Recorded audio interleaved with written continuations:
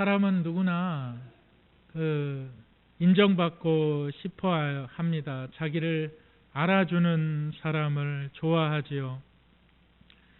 사람의 이 같은 심리를 잘 이용하는 사람들이 있습니다. 우리가 소위 사기꾼이라고 이야기하는데, 이 사람들의 그 특징이 있어요. 사기꾼들의 특징이 있는데, 몇 가지 이야기하면 몇 번 만나지도 않았는데 항상 뭘 줘요. 선물을 잘 줍니다. 그리고 자기가 낼 식사 비용이 아닌데도 불구하고 그 식사 비용을 대신 지불할 때가 있습니다.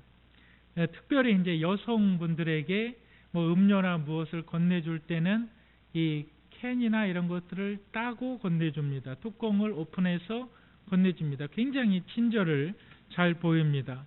그리고 특히 극존칭, 사모님 뭐 예쁘십니다, 아름다우십니다. 그리고 극환대, 얼마나 내가 보고 싶었는지 아십니까? 막 이런 극환대를 합니다. 이게 사기꾼들의 특징이라는 거예요. 여러분, 그런데 우리는 종종 그 삶의 현장에서 그걸 알아요. 이 사람이 나한테 뭐 원하는 게 있어서 나한테 이렇게 극환대와 존칭을 한다. 이 사람이 나에게 바라는 것이 있어서 그런다. 우리 그거 알아요. 알면서도 끌려갑니다. 알면서도 넘어가요. 알면서도 그 친절을 뿌리치지 못합니다. 여러분, 왜 그럴까요? 왜 알면서도 그 친절을 뿌리치지 못할까요? 그 이유는 너무나 단순합니다. 그것은 바로 자존감의 문제라고 말을 합니다. 여러분, 내 자존감이 매우 낮기 때문에, 내 자존감이 매우 낮은 사람들의 그 특징이 그렇다는 거예요. 여러분, 자존감이 뭡니까? 자존감이란 내 자신을 존중하는 마음, 내 자신을 존중하는 마음. 그래서 내 자신을 존중한다는 것은 자신의 외모나 성격이나 학벌이나 이런 거에 대해서 내가 비판을 하거나 미워하는 것이 아니라 그대로 받아들이는 거예요. 그리고 내 자신을 아껴주는 거예요. 내 자신에게 좋은 것을 먹고 좋은 것을 입는다는 것이 아니라 내 자신의 소중함을 발견하는 거예요. 그런데 이것을 발견하지 못하는 사람들, 자존감이 아주 낮은 사람들, 이들이 삶에 행하는 패턴들이 있다는 거예요. 이들이 삶에 행하는 패턴들이 있는데, 그것이 뭐냐면 사람들의 꼬투리를 잡는다. 사람들의 꼬투리. 어떻게든지 사람들의 꼬투리를 잡는데, 이 사람들이 잡는 몇 가지의 꼬투리의 특징들을 보면 옳고 그른 것이 중요한 것이 아니에요. 내 마음이 중요해요. 내 마음이 상했다.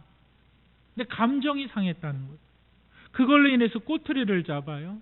그리고 말을 계속적으로 다투다 보면은 본질적인 주제와 벗어나 버려요.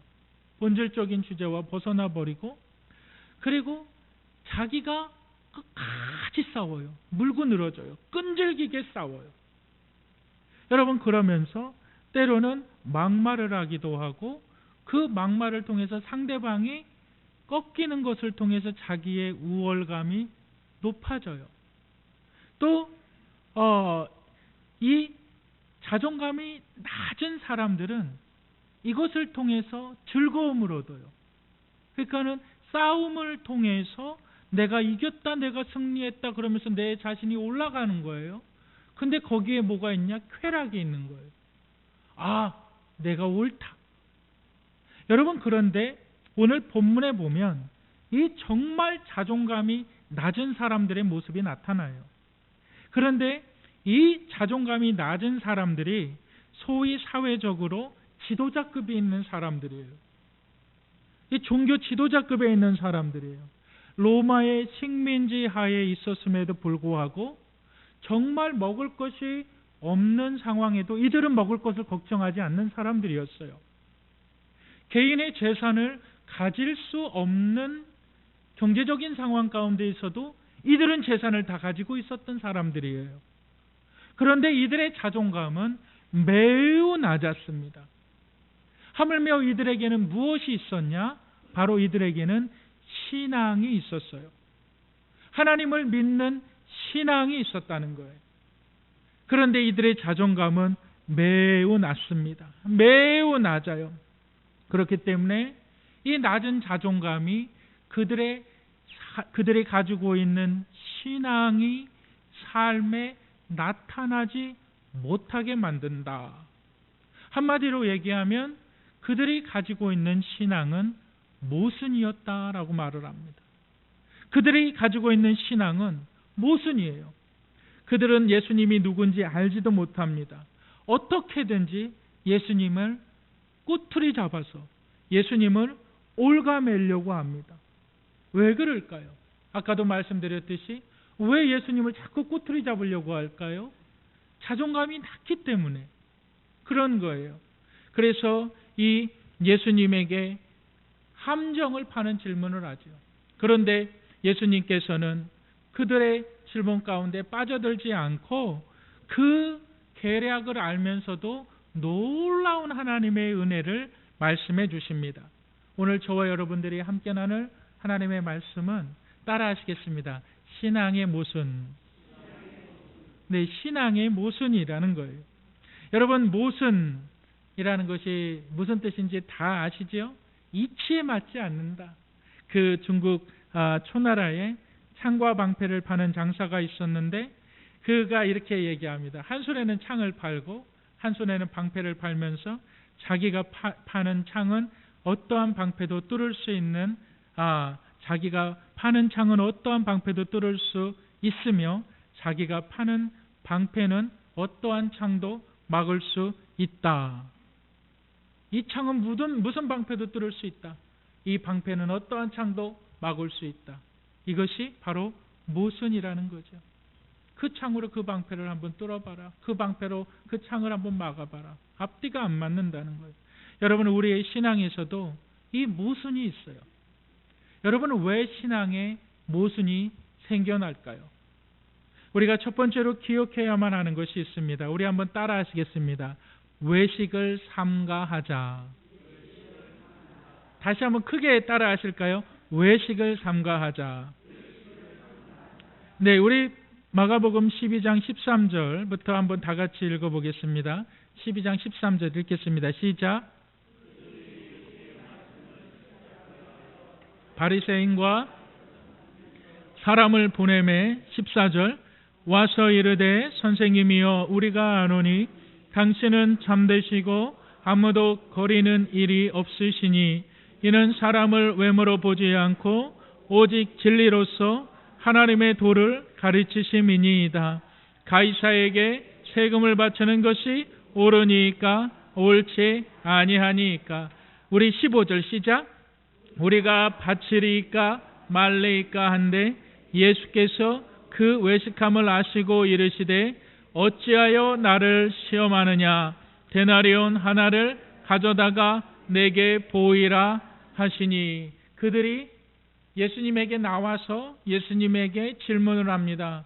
세금을 가이사에게 바치는 것이 옳습니까? 옳지 않습니까? 그런데 그들이 그러한 질문을 하는 동기가 뭐라 그랬어요? 본문에서 책 잡으려고, 예수님을 올가매려고. 여러분, 이 본문의 사건이 성전의 사건과 계속 이어지고 있다는 것을 여러분들이 이미 아실 겁니다.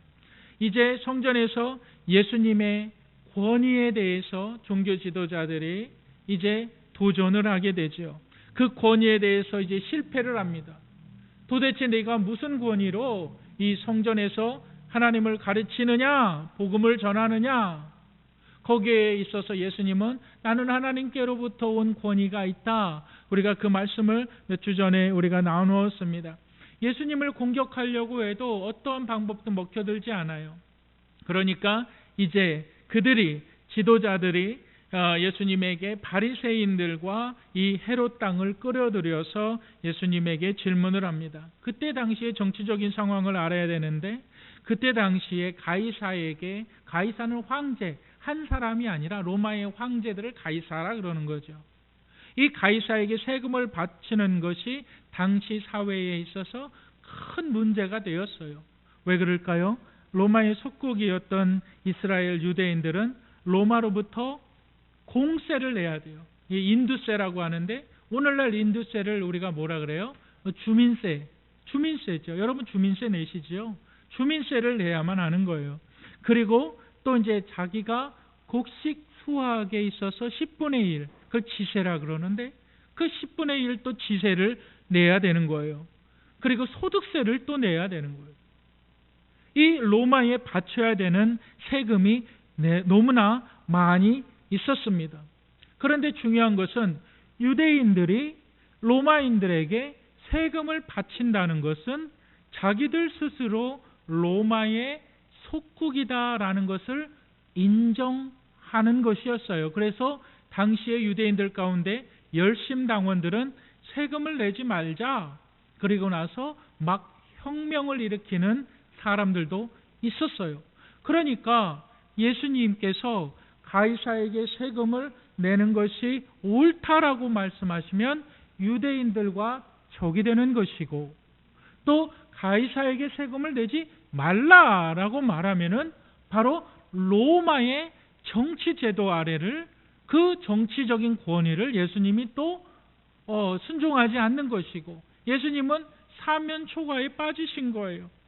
어떻게 대답을 해야 될지 모르는 가운데 있는 거예요. 그때 예수님께서 본문 가운데 말씀하시는 것이 뭐냐면, 너희가 가지고 있는 데나리온 하나를 가지고 와라. 여기서 본문 가운데 우리가 유심히 봐야만 하는 것은, 데나리온은 헬라어 그 드라크마랑 똑같은 하루의 임금에 해당하는 그 노동자의 값이에요. 야, 너희는 가서 데나리온 하나를 가지고 와라, 이렇게 본문이 표시되어 있는데, 이 본문을 정확하게 보면 뭐라고 얘기하냐면, 너희가 가지고 있는, 지금 너희 주머니에 있는 그 데나리온을 나에게 보여달라, 그 뜻이에요. 지금 너희가 가지고 있는, 지금 너희 수중에 있는 데나리온, 그것을 나에게 보이라. 이 형상이 누구의 것이냐? 여러분, 이 말씀이 뭡니까? 너희가 가이사에게 세금을 바치는 것이 옳으냐 옳지 않느냐, 너 이렇게 얘기하지. 그런데 너희는 실질적으로 그 돈 가지고 다니지 않느냐? 그 의미가 뭐냐? 너희 실질적으로 나를 올가매려고 이것을 바칩니까? 바치지 말아야 합니까? 이렇게 말하고 있는데, 너희 주머니에는 지금 가이사의 동전이 있지 않냐? 그것은 너희가 스스로 그것을 지금 사용하고 있고, 너희가 복종하고 순종하고 있지 않느냐? 다시 얘기하면 예수님은 아무 대답을 안 하신 거예요. 그런데 이 예수님을 책잡으려고 했던 사람들이, 그들이 만들어냈던 질문에 그들이 스스로 대답하는 꼴이 되는 거예요. 자기네들이 말한 것 자체가 모순인 거예요. 그래서 예수님께서 이렇게 얘기합니다. 가이사의 형상은 가이사에게 드리라, 이렇게 얘기한 것입니다. 여러분, 그 한국 속담에 보면 자기 무덤을 자기가 판다, 여러분 그런 말이 있어요. 자기 무덤을 자기가 판다. 여러분, 그 말뜻이 뭡니까? 스스로 자기 자신을 망치는 어리석은 짓을 한다. 여러분, 우리 한번 잠언 26장 27절, 잠언 26장 27절 한번 다 같이 읽어보겠습니다. 시작.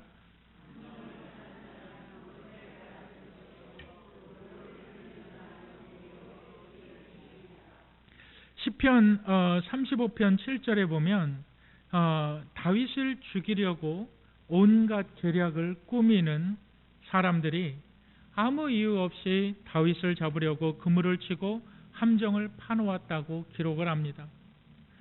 그리고 나서 이 다윗의 대적자들이 생각할 때, 이 위선자들, 다윗을 잡으려고 하는 위선자들은 자신의 미운 감정을 감추고 이 자신들의 목적을 이룰 때까지, 다시 얘기하면 다윗을 올가맬 때까지, 어떻게 하면 다윗을 함정에 빠뜨릴까 고민하고 없어질 때까지, 그런데 그 자신들이 판 함정에 그들이 스스로 빠진다. 잠언의 말씀은 이거예요. 여러분 생각해 보세요. 돌을 굴려내려서 상대방을 치려고 합니다. 그런데 그 돌에 자기가 치인다는 거예요. 여러분, 돌을 굴려서 상대방을 치려고 하면 먼저 돌을 올려놔야 되잖아요. 돌을 올려야 되잖아요. 그 돌을 올리는 중에 내가 치이게 된다. 내가 치이게 된다. 예수님을 책잡으려는 사람들, 수없이 많은 계략을 세우는 사람들, 그들 스스로 자기들이 함정에 빠지게 된다.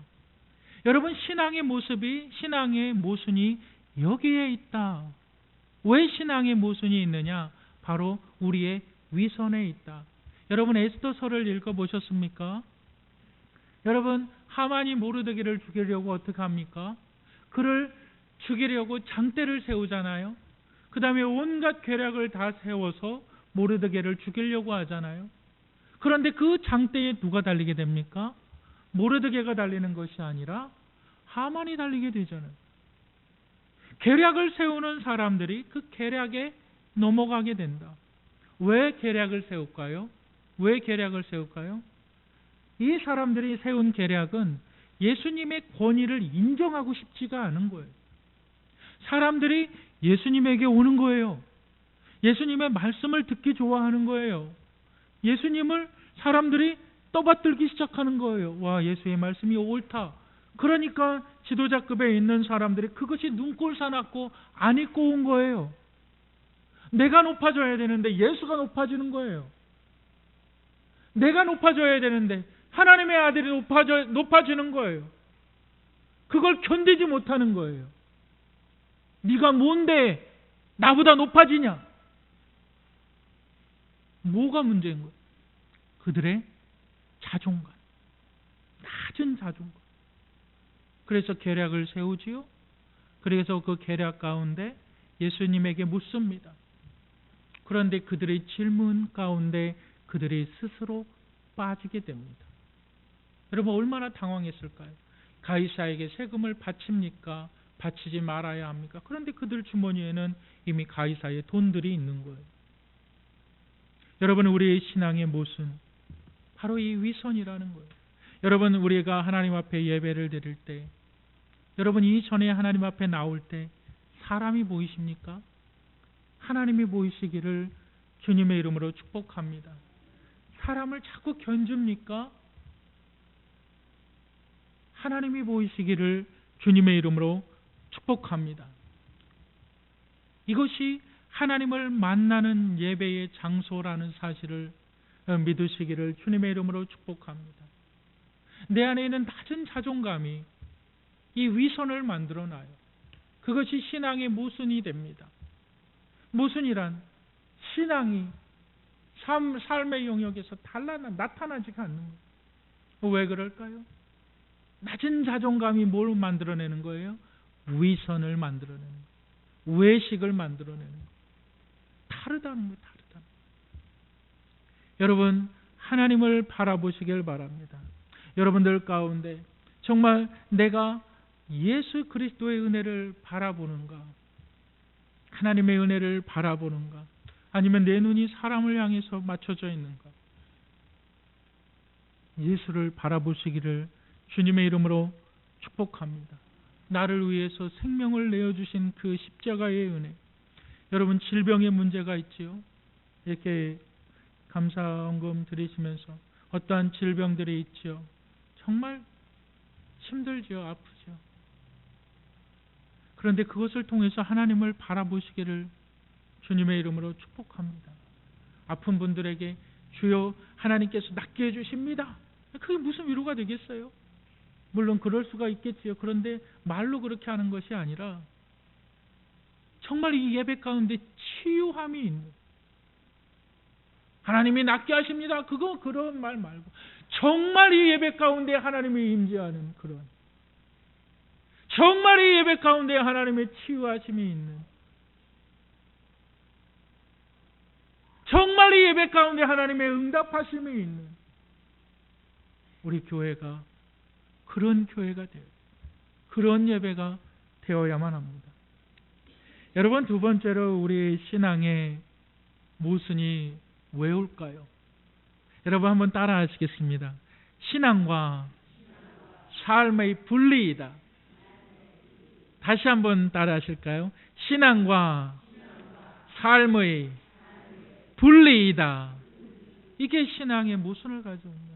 여러분 한번 우리 16절과 17절을 읽어보겠습니다. 마가복음 12장 16절과 17절 읽어보겠습니다. 시작.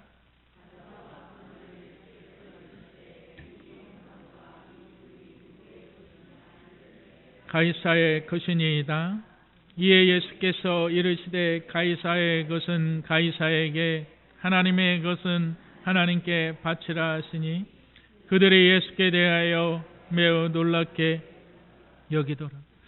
본문을 주의 깊게 읽지 않으면 그들이 왜 이렇게 놀랍게 여기느냐, 거기에 대해서 별로 우리가 신중하게 생각하지 못할 때가 있는데, 이 말씀의 그 진정한 의미는 왜 이들이 놀랍게 여기느냐, 예수님께서는 지금 국가에 대한, 로마에 대한 권위를 인정하시는 거예요. 로마가 지금 유대인들을 지배하고 있습니다. 그런데 하나님이 그 지배권을 주셨다는 거예요. 여러분, 놀라운 은혜 아닙니까? 유대인들은 유대인들만의 하나님이라고 생각했어요. 유대인들만의 하나님이라고 생각했어요. 그런데 지금 예수님께서 말씀하시는 것은 하나님은 하나님이시다라는, 우리가 이렇게 생각할까요? 왜 북한을 저대로 종교의 자유가 없고 예배의 자유가 없는 저 북한을 왜 그냥 하나님은 놔두십니까? 그 가운데에서 정말 기도하고 예배하는, 몰래 숨어서 하나님을 찬양하는 자들 좀 속 시원하게 예배드릴 수 있도록 그 정권을 무너뜨리면 되지 않습니까? 하나님이 그렇게 할 수 있지 않습니까? 우리가 그렇게 생각할 수가 있는 거예요. 근데 예수님의 말씀은 그 정권을 하나님이 인정하신다. 그 정권도 하나님의 계획 아래에 있다는 거예요. 그 정권도 하나님의 계획 아래에 있다. 로마의 정권도 하나님의 계획 아래에 있다라는 거예요. 그리고 나서 또 가이사의 것은 가이사에게 드리고 하나님의 것은 하나님께 드리라. 로마에 세금 내는 것은 세금을 내고, 또 유대인들은 무슨 세금을 냈을까요? 아까 제가 말씀드린 주민세도 냈고 지세도 냈고 또한 소득세도 냈고 또한 유대인으로서 내야 되는 것이 있어요. 그게 뭘까요? 바로 11조였어요. 성전세였어요. 모든 유대인들은 성전에 다 자신의 11조를 냈어야만 됐어요. 여러분, 참 힘들지요. 참 어렵지요. 우리 교회 성도님들은 안 그러신가요? 세금 낼 거 다 내시잖아요. 뭐 취득세도 내고 뭐 양도세도 내고 뭐 재산세도 내고 뭐든지 다 내잖아요. 그리고 나서 또 교회에 와서 또 내잖아요. 근데 예수님이 이렇게 말씀하시는 거예요. 세금도 내고 하나님께도 내라. 여러분, 그 삼성경제연구소에서 발표한 그 자료에 따르면 60세에 은퇴한 사람이 100세까지 살기 위해서 얼마의 돈이 있어야 할까요? 5억 원의 돈이 있어야 한답니다. 노년의 삶을 위협하는 세 개의 위험, 그 세 개의 리스크가 있는데, 그 첫 번째 위험이 바로 장수 리스크라고 말합니다. 오래 사는 게 위험이다라는 거예요. 왜 그러냐면 인간이 사는 동안 끊임없이 소비하고 지출해야 되기 때문에 경제적인 여유가 되어지지 않는 사람들에게 장수라는 것 자체가 큰 위험 부담이다, 이걸. 그리고 이것을 대처하기 위해서는 최소한의 5억 정도의 재정적인 거는 자기가 가지고 있어야만 한다. 그래서 이제 그 연평균의 그 수익률 5%짜리를 가입해서 5억을 만들려면 30세에 시작을 하면 매달 불입해야 되는 비용이 61만 원. 60세까지. 40세에 시작한다면 122만 원. 그리고 50세에 시작을 한다면 매달 322만 원을 불입을 해야만 내가 5억 원을 가질 수 있다라는 거예요. 두 번째 리스크는 뭐냐면 건강 리스크라는 거예요. 그것이 뭐냐면 경제적으로 내가 여유가 있다 그래도 뭔가 마음이 아파버리면 계속적으로 내가 의료비에 모든 것들을 다 쏟아부어야 된다. 2011년 기준으로 우리나라 국민 1인당 평균 의료비가 1억 원이 넘었다고 말합니다. 한 사람 평균 의료비가 1억 원이 넘었다고 합니다. 여러분, 세 번째 리스크가 바로 자녀 리스크라고 말을 합니다. 이것이 뭐냐면 부모가 이 자녀를 생각하면서 자녀의 양육비, 교육비, 심지어는 결혼과 그 이후의 삶까지 책임지려고 한다는 거예요. 본인 정작은 본인 자신의 삶에 대해서는 전혀 준비하지 못하면서도 내가 부모니까 자식에 대해서는 뭐든지 다 준비를 해주려고 말을 한다는 거예요. 2018년도 그 삼성생명 은퇴연구소가 발표한 한국인의 은퇴준비 2018년도에 따르면 자녀가 있는 비은퇴자의 절반 이상이 노후 준비가 어렵더라도 자녀를 우선 지원하겠다. 이렇게 대답을 했다는 거예요. 제한된 돈으로 노후에 대한 준비를 하겠느냐, 아니면 자녀 교육과 자립에 대해서 자녀를 더 후원하겠느냐, 자녀에 대한 후원이 더 기울었다는 거예요. 그 생각이 더 지배적이었다. 여러분, 아주 은행에도 가면 그런 것이 있어요. 뭐 자산관리 사이트라고 해가지고 현재 당신의 자산이 얼마입니까? 당신의 은퇴 연령이 얼마입니까? 당신은 몇 살까지 살 겁니까? 당신이 비용해야 되는 지출은 얼마입니까? 하면서 그 포트폴리오로 자신의 자산 관리에 대해서 다 만들어주고, 당신은 이렇게 해야만 당신은 노후에 건강하게 살 수가 있고 행복한 삶을 살 수가 있습니다 라고 말을 하죠. 여러분, 그게 거짓이라는 거예요. 그게. 거기에 속지 말라는 거예요. 거기에. 우리 신앙에 있어서 여러분, 그런 것에 속지 말라는 거예요. 경제연구원들이, 과학자들이 만들어내는 데이터를 통해서 우리의 삶이 이끌림 바 되지 않는다는 거예요. 여러분, 이 사실을 믿으시기를 주님의 이름으로 축복합니다. 여러분들이 데이터대로 살아왔나요? 여러분들이 정말 그렇게 생각하고, 여러분들 한 달에 322만 원씩 저축할 수 있는 분들 여기 몇 분이나 계십니까? 여러분들 한 달에 200만 원이 넘는 돈을 매달 저축하면서 살 수 있는 분들이 과연 몇 분이나 되십니까? 아니, 자신의 과거를 한번 돌아보세요. 여러분들이 그렇게 계획한 대로, 그렇게 경제학자들이 말한 대로, 그렇게 과학자들이 산술적으로 이야기한 대로 여러분들 그렇게 인생을 살아오셨습니까? 아니요. 우리는 그렇게 인생을 살지도 않았고, 우리는 그렇게 인생을 살아갈 수 있는 능력도 우리에게 없습니다. 예수님의 말씀은 이것입니다.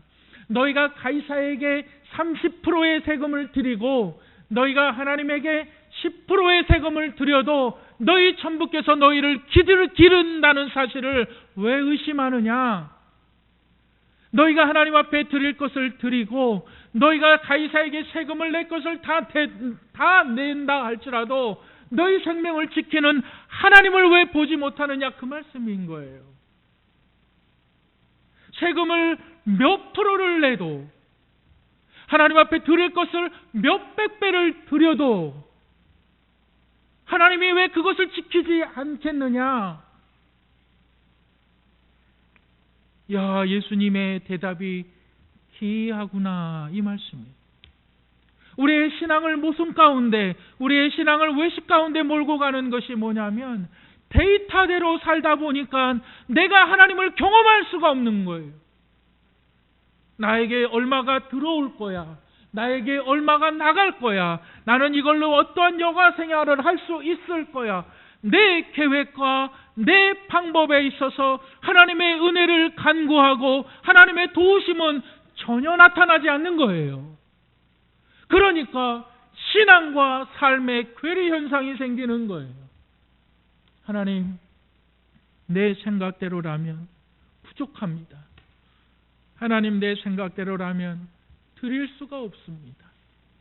하나님, 내 마음대로라면 하나님 드릴 수가 없습니다. 무엇을 할 수가 없습니다. 자녀 교육을 시킬 수가 없습니다. 하나님, 뭘 할 수가 없습니다. 하나님께서 말씀하시는 것이 이것이에요. 우리가 교동문에서 읽은 것과 같이 하나님께서 기르시나니, 하나님께서 책임져 주시나니 왜 하나님을 경험하지 못하느냐? 여러분, 우리가 세금을 많이 냅니다. 어떤 분들은, 여러분, 절세는 참 좋은 거예요. 세금을 절약해서 정말 좋은 방법을 알아서 절세해서 세금을 내는 건 참 좋은 방법이라고 저는 개인적으로 생각을 해요. 그러나 세금을 떼먹는 건 죄악이에요. 여러분, 세금 낼 것 다 내시기를 주님의 이름으로 축복합니다. 이상한 머리 쓰지 마세요. 이상한 사람들 만나서 내가 어떻게 하면 세금 떼먹을 걸까? 그런 거 생각하지 마세요. 거기서 하나님의 영광이 가려진다는 거예요. 내가 물건을 팔고 사고, 어떻게 하면 더 세금을 적게 내고, 어떻게 하면 세금을 안 낼 방법을 찾고, 거기서 하나님의 영광이 나타나지 않는다는 거예요. 낼 것 다 내라는 거예요. 드릴 것 다 드리라는 거예요. 거기에 하나님의 은혜가 있다고요. 거기에 하나님의 축복이 있다고요. 거기에 하나님의 인도하심이 있다고요. 내가 이것을 떼먹어요. 내가 이것도 떼먹어요. 사람들 다 그렇게 한대요. 다 해도 여러분들 그렇게 하지 말라고요. 남들 다 떼먹는 거라고. 다 떼먹어도 여러분들 떼먹지 말라고요. 왜요? 하나님을 경험하지 못한다고요. 하나님, 많이 났습니다. 하나님, 이거 어떡합니까? 돈 들어갈 때는 많은데 하나님, 교회 가면 또 돈 내라고 합니다. 뭐 또 공사한다고 또 돈 내라고 합니다. 하나님, 또 뭐가 또 들어갑니다. 또 뭐가 들어갑니다. 하나님께서 말씀하시는 것이 그거예요. 이스라엘 백성들을 광야 가운데 인도하면서 40년 동안 만나와 메추라기로 먹이신 하나님, 그들이 어떻게 과학적인 데이터로 만나와 메추라기를 내리실 하나님을 인식할 수가 있었을까요? 그들이 그 어떠한 하나님의 은혜를 그들의 생각으로, 그들의 합리적인 사고로 하나님의 은혜를 어떻게 경험할 수가 있었을까요? 하나님께서 만나를 내리실 거야. 하나님께서 메추라기를 내리실 거야. 이거는 과학적인 사고로, 이것은 과학적인 합리적인 방법으로, 경제적인 원칙으로 하나님께서 몇 날 몇 시에 하나님께서 내릴 것을 나는 믿어, 이게 아닙니다. 그냥 말씀 따라갔더니 하나님께서 먹이시고, 작년에도 마이너스였는데 하나님께서 또 올해를 또 살게 하시고, 하나님 또 없다고 내가 또 힘들다고 또 하나님 앞에 간구하니까 그때 하나님께서 또 만나 메추라기를 또 먹여주시고, 또 피할 길을 예비해 주시고, 매 순간순간마다 하나님 이렇게 인도하시는군요. 여러분, 이것이 인생이고 이것이 광야의 삶이고 이것이 신앙의 삶이라고요. 근데 이 신앙의 삶에서 우리의 모순이 발생하는 것, 투자가들의 말이, 사람들의 삶의 방식이 그대로 따라가다 보면 하나님을 경험할 수가 없다. 여러분들의 신앙은 어떻습니까? 내 낮은 자존감으로 자꾸 나를 다른 사람들과 견주고 있지는 않습니까? 자신을 사랑하시기를 주님의 이름으로 축복합니다. 여러분들의 신앙은 어떻습니까? 내 신앙이 삶과 다릅니까? 왜 그럴까요? 왜 그럴까요? 하나님 예수 그리스도께서 이렇게 말합니다. 너희가 가이사에게 드릴 거 다 드리고 너희가 성전에 내는 것 다 내도 너희 천부께서 기르신다. 그것이 하나님을 경험하는 것이다.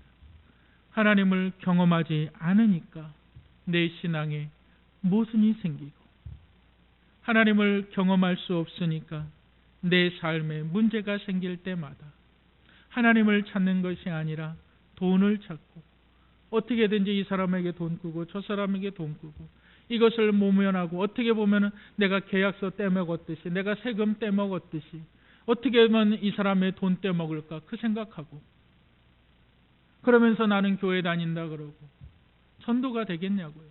그러면서 나는 신앙이 있다 그러고, 나는 집사라 그러고 권사라 그러고 장로라 그러고, 여러분 예수님의 이름이 증거될 수가 있냐고요. 예수님의 이름이 나타날 수가 있냐고요. 신앙의 모순, 여러분 이것이 하나님 은혜 가운데 사라지기를 주님의 이름으로 축복합니다. 하나님 은혜 가운데 여러분들의 신앙이 날마다 하나님을 경험하시며 나아가시기를 주님의 이름으로 축복합니다.